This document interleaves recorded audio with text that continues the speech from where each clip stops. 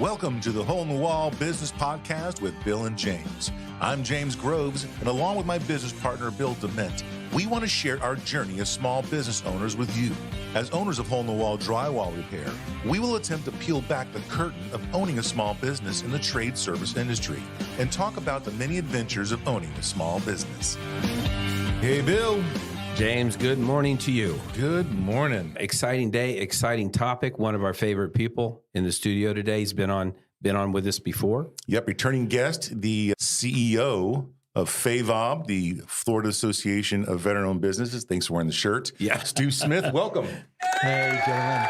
We're so glad you're here, Stu. You're a friend of the company, and you're a friend of the podcast, and obviously you're a friend of all of our friends too. So it's a nice fit.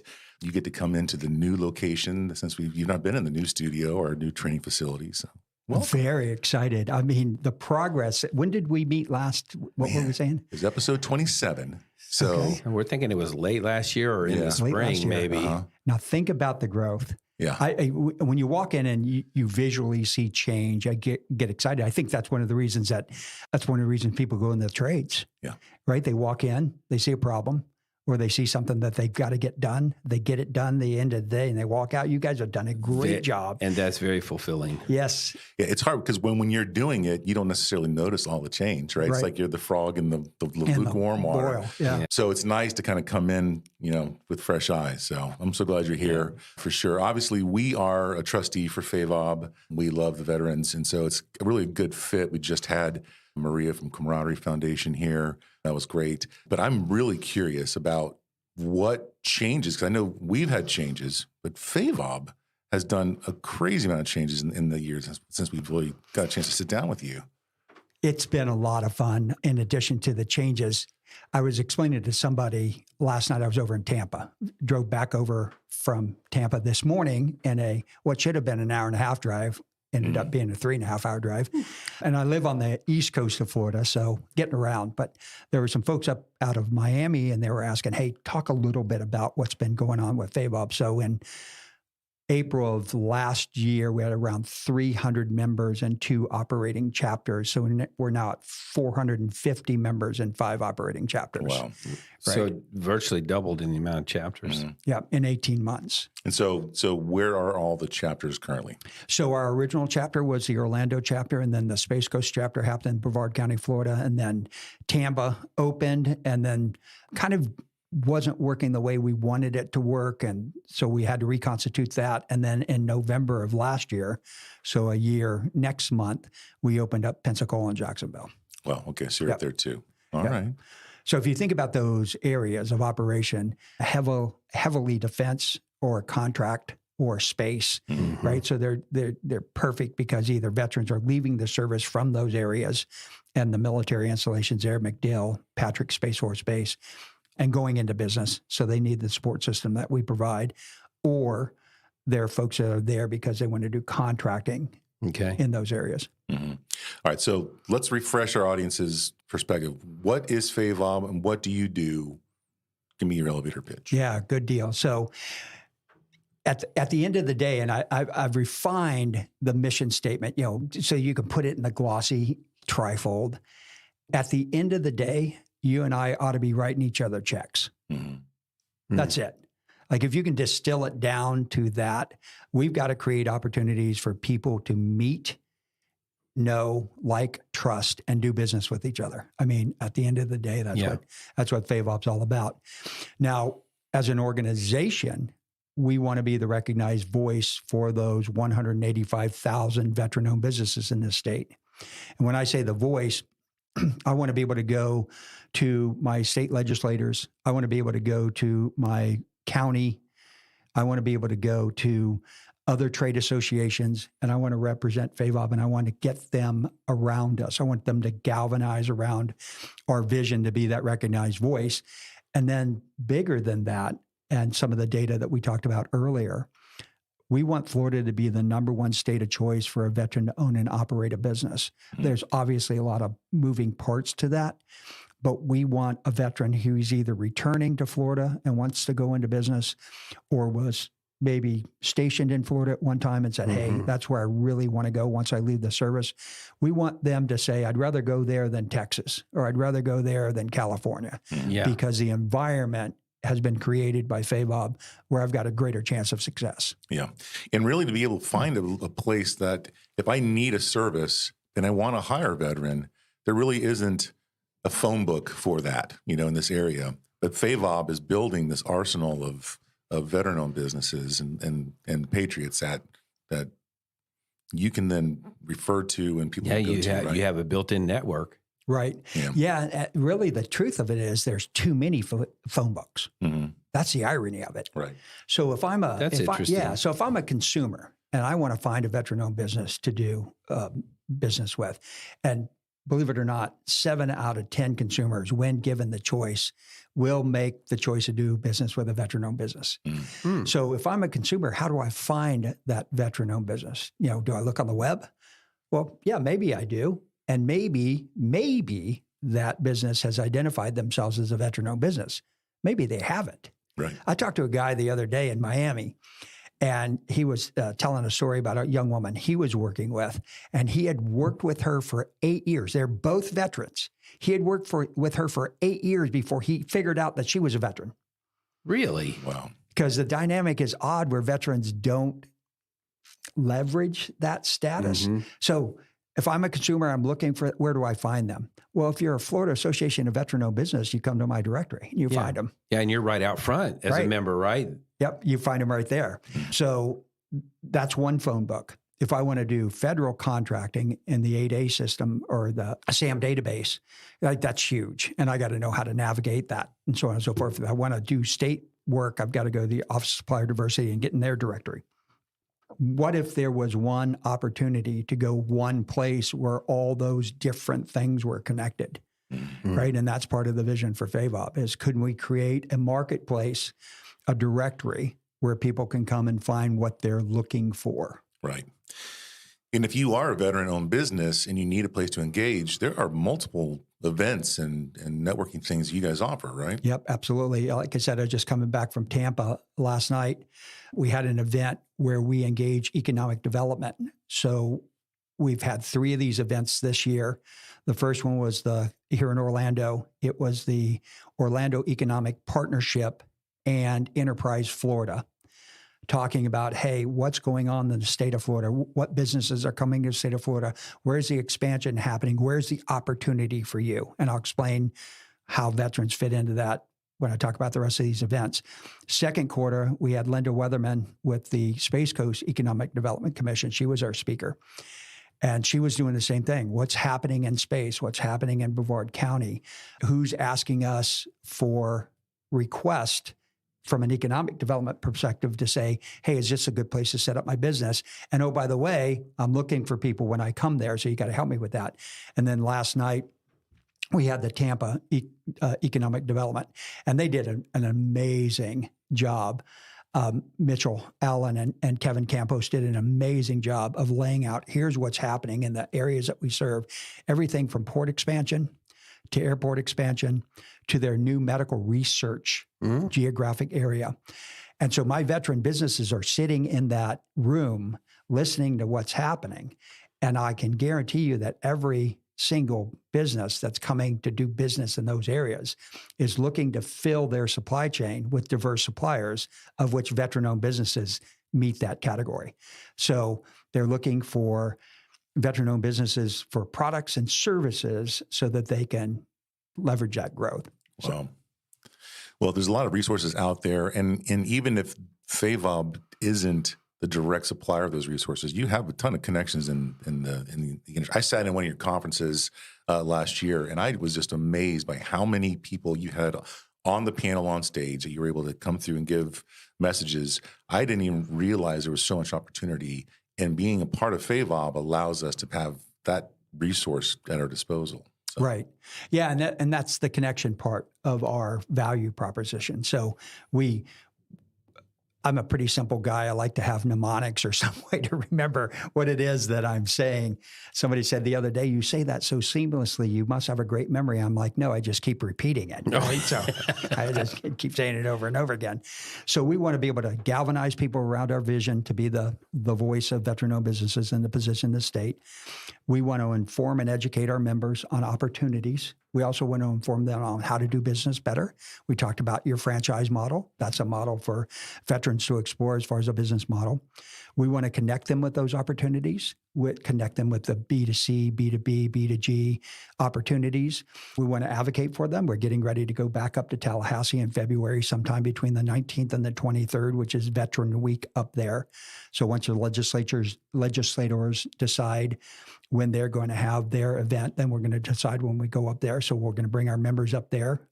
And then we want to network. And that's our core competency, is getting in there. So you can have a directory where you can find somebody, but you guys know this. Unless you know, like, and trust them, you're probably not going to do business. I just got a business listing. So the networking event is, hey, I've found hole-in-the-wall drywall. I think I want to do business with them. I wonder if they're coming to this networking event. And if they are, I'm going to be there because I want to shake their hand and get to know them. Yeah, that's important. And I got to just say, I really appreciate that FAVOB hasn't closed the door on those who want to support you that are not veteran-owned businesses. Bill and I are not veteran-owned businesses. We just like to support. What do you call us? We are Patriots. Patriots. Yeah. And we are truly. We are absolutely. So I just thank you that you allow us to kind of even contribute, even though we didn't have that part of our background. And it's a big part of it, right? Whether you're just have an affinity for it. But many of our patriots, and actually some of our folks have asked for even more distinction, is you're not a veteran, but you're a family member. You got to remember, family members serve. And sometimes the service is even harder than the service member, right? Because they're home taking care of everything where two people would be doing that work. You've got one person because the other one's deployed. So family members, spouses, brothers, sisters, my uncle was in the service. They remember what that service and sacrifice was all about. So they would like to have that. And then the spouses are also saying, hey, even within family members, we'd like to be known as spouses. So we're trying to figure out how the right nomenclature for folks. Yeah. Well, I mean, my wife is a child of a 20+ year Army vet. He did 2 tours in Korea. So most of her childhood, he was gone. So we definitely sympathize and understand completely. Yeah. So we kind of jumped you ahead of the line to get you on this show today. And we talked the other day, and obviously I wanted to share our franchising stuff with you. But you also mentioned that November really has some really neat things we wanted to highlight. So let's talk about what the November things are that we want to talk about. First, my appreciation for jumping us to the head of the line, right? It's one of the advantages of being nice to each other is the consideration to, hey, can we fit you in here? So let's talk about Florida. So the legislature last year designated and it begins the Sunday before Veterans Day as Veterans Week in the state of Florida. So I'm talking about the entire population of veterans. The advantage we have in the state of Florida is only behind Texas, we have the second largest population of veterans throughout the state. Now, the SBA at the federal level has recognized the first week of November, and it depends because it's that first full week of November when it starts each year as National Veteran Small Business Week. So that's really in our sweet spot. So we have those two things going on in November. We started, in fact, when I was a chapter chair on the Space Coast for FAVOB and I was running my own businesses, I thought, you know what? I'm not sure everybody knows this is going on. How might I get other folks to recognize this? So we started an initiative where we went to all the cities in Brevard County. And there are a lot of them, a lot more than you would think. So all the little cities in Brevard County, and I approached them and I asked them, would you do a proclamation for National Veteran Small Business Week? And I was thinking, man, if I got 2 or 3 of these cities, that'd be awesome. 100% acceptance, 100% of the city. Wonderful. Yeah. All of them said, you better believe it, right? Come to my city council meeting. So then that grew. There was some simultaneous stuff going on in the Orlando area also. So then that grew in Brevard to then go into the county commission the next year and so on and so forth.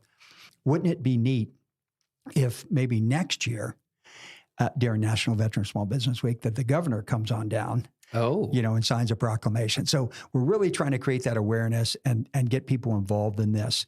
And then there's a ton of activities going on that week, both for veterans and veteran-owned businesses. So in our chapters, we'll recognize that. And then there's some, special networking events going on, maybe some professional development. But then a lot of our members are also having events going on that week. So just look at the website. We've got a Trustco Bank as one of our trustees. They're coming down. They're doing a 5K run. So it's not only the business stuff that's going on, but the social, recreational, community stuff. Yeah, very cool. I'm excited about that. So that was the first full week of November. So that means that starts November 6th. yeah. And actually, is it beginning in October? Yeah. So for National Veteran Small Business Week, I you know what? I'm going to have to look it up again. But I know for the Florida Veteran Week, it's the Sunday before the week in which Veterans Day falls. Okay. Right. And the National Veteran Small Business, you've got your calendar there, right? Yeah. So for National Veteran Small Business Week, it actually begins October the 30th. Yeah. Right. It's that full week, right? So it begins October 30th and runs through Friday, November the 3rd. Awesome. So great weeks coming up, big celebration. Whether you're part of the veteran population here in the state of Florida, try to get out and do things. And then we'll have a lot of events for our members to recognize what they're doing as veteran businesses. Yeah, and that's going to be going on sort of statewide wherever you guys have chapters. Yes. And so favob.net, get to our events calendar. It'll either give you all the information or link you to Eventbrite to get the information. And we'd love to see folks come out and support us and get involved. Let's just highlight some of the areas that maybe you guys do every month. Like I know that I attend the St. Cloud After Hours Social. Yep. There's some really important things that happen in those events. What are some of the other events you guys got going on? Yeah. So I'll back up for a little bit just so you get some context. FAVOB's been around for 11 years. And so when I took over last year in 22, one of the observations that I made is that we had 1 year of experience repeated 9 times. So we just kept doing kind of the same thing. Not that we weren't successful. That's why we kept doing it. So the networking, the after hours networking was the foundational thing that we did. And then we would do this congressional event where we'd have legislators come in and say, hey, this is the bills that we pass and this is what we're looking at and this is how it impacts veterans. So that's what we did. Good model, repeated itself. Last year is the first time we had a full calendar in that we started the beginning of the year with the Military Service to Business Success Summit, that event that you attended, James. So a one-day event. So next year, we're going to do it at least twice. We're going to start in Jacksonville in March, and then we're going to find the next chapter who's ready to do that and bring the experts that you're talking about. Yeah. Bring the Office of Supplier Diversity, bring the SBA, bring the big banks, bring somebody that's got an educational component, bring somebody who's been there, done that so that we can learn from each other. So have the panel, the plenary session, breakout sessions, expo tables, that kind of classic event. Then the monthly networking events happen in each chapter. And so the chapters have done a great job of expanding that because not everybody can make an evening event. Right. So now Orlando's hosting 2 evening events, but this morning was their breakfast event. Gotcha. Right. And now they're going to expand into quarterly or monthly, depending on it. And we're talking to several folks who want to get involved and support us on this, is professional development events. So if you wanted to position your business and said, hey, look, I'd like to be part of this. I'd like to be a featured business, AKA a sponsor. And you're going to bring in an expert. I'm going to learn from them. And the FAVOB members are going to learn from them. That's probably going to happen at lunch. Space Coast is doing the same thing. Jacksonville jumped right in the water. They're doing events. So that monthly opportunity touchpoint networking is expanding. We've got the Military Service to Business Success Summit, and then these in-person board meetings. So it's kind of a catch. That phrase that we've used is not really a board meeting, but we've been doing the economic development connection stuff, and we'll do that again next year, and then we'll partner with some folks on some other events. So if you thought we were doing a lot this year, just hold on tight. Yeah, it sounds like you have a lot of lines in the water. Yeah, some good opportunity for us to jump in there too. Yeah. One of the things we were kind of talking about off air that we find our connection with the veteran community essential, obviously. And as we are developing our franchise model, we're looking for people who like organization, who are good with their hands, who And like structure. like structure. Mhm. And, the veteran community is full of people who are transitioning from active service into the business world. And they may not want to be the employee of somebody. They may want to fire the boss and be their own boss, right? And we were talking, I really feel that if you need a jumpstart, a shameless plug here, but a franchise, Hole in the Wall, or any franchise is a really great place to start that business, to become part of a FAVOB organization. And I know a lot of people who have retired or who have pulled out of the service, and they're kind of officers and they're more executives. But I know a lot of guys who were the E1s, E2s, E3s, who were just, they were the ones getting their hands dirty. They were the ones who, kind of working, and they don't really know where to start if they wanted to start their own business. And then transitioning into the real world, what a great opportunity to have someone like Hole in the Wall or another franchise in their location. Yeah, I think that franchising model fits a lot of folks who are transitioning from service, and for that exact reason, James. So think about this. So you go into the service, you're 18 years old. Let's say you just serve one enlistment. It's a classic 4-year enlistment, maybe a 6-year enlistment because you're in a technical field. So you leave at 22 or 24, and you go through what the military calls a transition assistance program. It's been scaled down for a lot of different reasons. Used to have an entrepreneurship track. Now it's just got an entrepreneurship class. And it's the classic, hey, entrepreneurship is by definition this. Maybe you're interested in it. Let us give you the resources and the referrals to go do it. But nobody's there to kind of guide you through that process.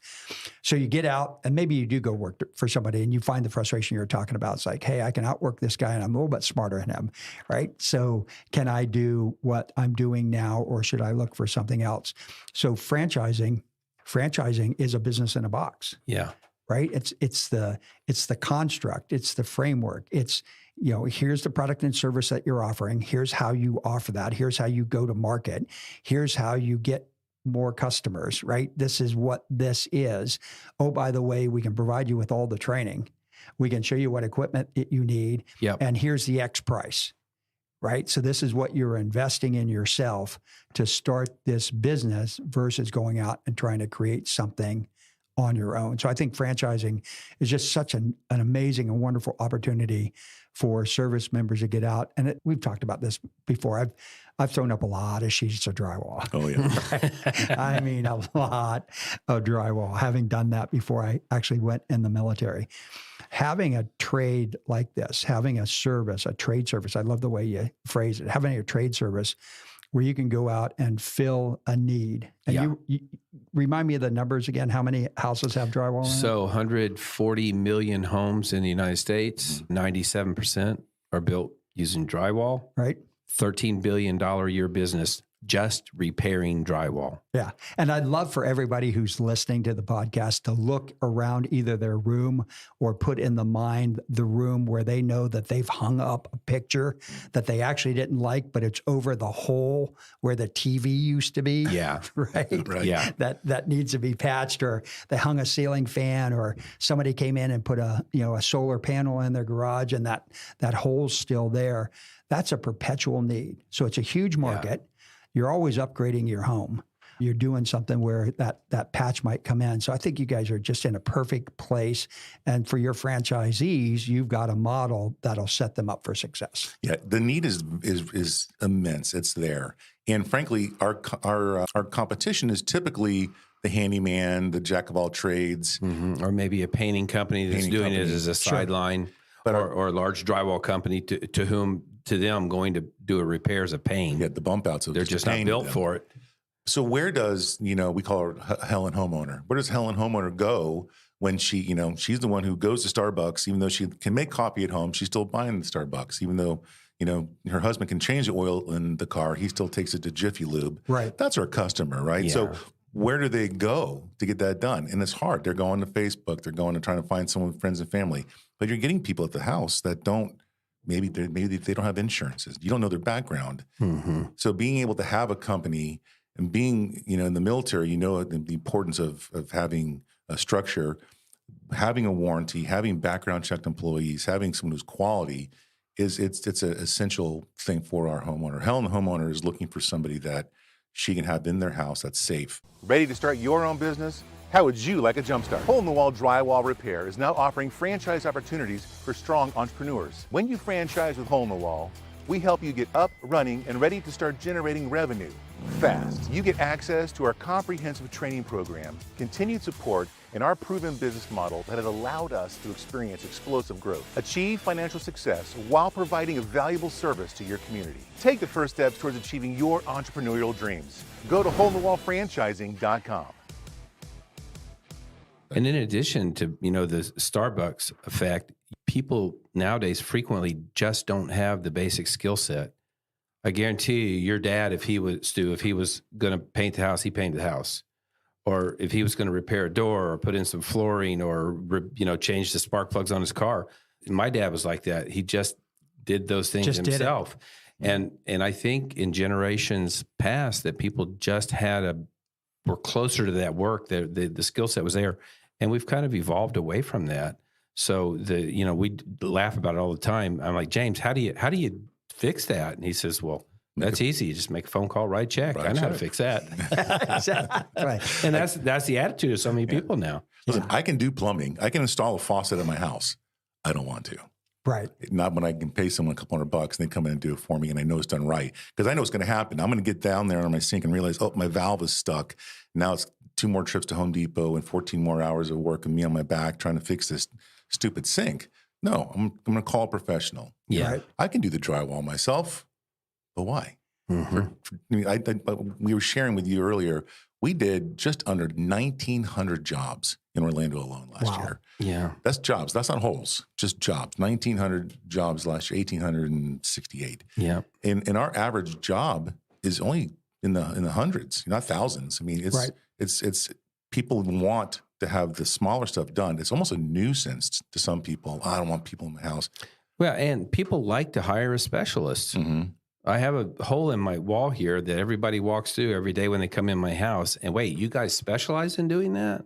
You not only specialize in doing it, you named your company after it. So we were talking about that branding effect. So, and again, I'm very impressed because we were talking about taking the tour earlier. That training facility, knowing what I know, having hung a lot of drywall, that is amazing. So when I started in drywall, I started scrapping out houses, right? Yeah. Throwing the drywall trash out. Right. And then you kind of start just tagging along, watching some guy who may or may not be doing it right, but you're going to do it the way that you're seen. You've got a training system set up where you're doing everything from what happens if the towel rack falls off, what happens if the hole's actually behind the commode, right? How do you have to do that? Oh, here's the hole that also impacts where the baseboard goes or the crown molding goes. And guess how we know that? Yeah. We've made every mistake there is, some of them multiple times. Yep. And then we've developed a system. This is why I always tell our young guys when they're coming in, we have experience, but what all experience is, imagine behind you a library full of books that are of all the things you screwed up, but you already thought through. And then so my more experienced guys, when they come to this problem, they go, oh, I saw this a couple of times before, and they pull the book and they go, here's how you do that. Here's how you work a way around it. We try to teach our guys that learning how to do our jobs, Stu, that's only 40% of the equation. The other 60% of the equation is, what do you do when it's non-standard or the wheels come off in the middle of the progress? Can you think on your feet? If you're going to work out there in the field by yourself, you got to be able to improvise. You got to find solutions. Right. And I think that a lot of entrepreneurs find that appealing. Mm-hmm. Absolutely. So if I'm thinking I want to own a business, right? And I'm thinking I'm going to go the franchise route.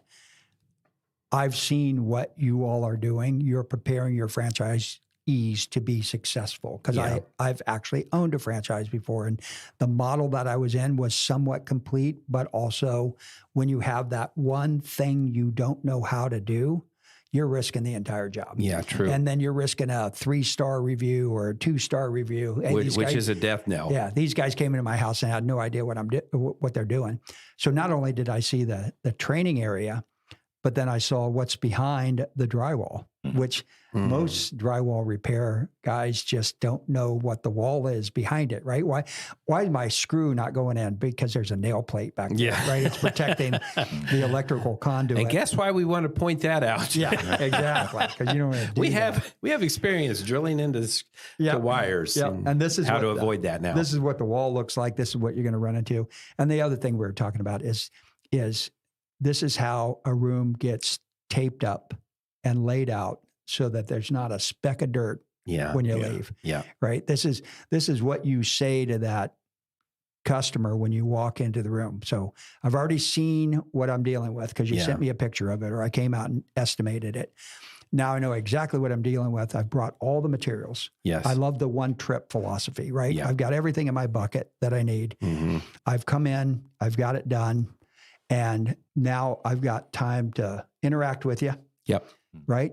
Hey, what do you think of the patch? Right? Oh, that's amazing. Yeah. You know, does that look right? Right? And, you know, here's how we close out the transaction. That's right. And not I'd only love a interact, review. but interact with purpose. Yeah. We want to encourage you to go online and say a few kind words about us. And if you mention my name and leave us a nice review, then my company will bonus me. There you go. Yeah. So I think and I've seen a lot of these things, right? And in the number of years I've been around, you really have the right model in the right market. You're doing it the right way. And when you know, again, I just marvel at the brand name. I have no doubt what you're going to do for me because I have a hole in the wall and your company is the hole in the wall drywall repair company. Yeah. You know, it's easy to make sense of what the heck you do. We need to hire Stu. I tell you. Yeah. I've got 3 jobs. I appreciate it. Well, listen, I thank you for coming. Is there anything else, FAVOB, you want to talk about before we let you go to your busy day? Yeah, I would just say this. Before I came on board with FAVOB, I was involved in a lot of strategic planning work for organizations. And it's one thing to put the plan on paper. It's another thing to implement it. And I had a sergeant major who used a really well-worn adage that helped me learn a lot. And he used to say, hey, Sergeant Smith, you do a very good job of getting prepared to go to the field or getting prepared to do this training or getting prepared to do X. And he said, just remember that the plan you made only lasts until the bullets start flying. Yeah. And his point was, you can't plan for every contingency. You cannot. And oh, by the way, you got to get past planning. You got to start executing because then you're going to learn if the plan that you have created is actually going to get you to where you want to go. And then there's all these variables out there. So FAVOB is just beginning its strategic planning process or revising its strategic plan for 2024. And I'll just tell you this, if you thought what you saw with FAVOB last year was exciting, just hold on, right? Just hold on because we've got a big job. We've got 185,000 veteran-owned businesses out there that need our help, and we've got to be able to get to them and help them in a way that they need help, not in the way we think they need help. Right. And so 2024 is going to be an exciting year. Exciting times, man. Well, thank you for coming. Yeah, you got to come back out again, obviously. I can't wait till you come back. Good deal. Absolutely. Well, listen, everyone, thanks for listening. It's been a really good show. We'd like to thank you for listening to the Hole in the Wall Business Podcast with Bill and James. We'd love for you to join our Facebook group and keep the conversation going. If you'd like to learn more about us and our business, check us out at holeinthewall.com. If you'd like to learn more about how to start a Hole in the Wall franchise, go to holeinthewallfranchising.com.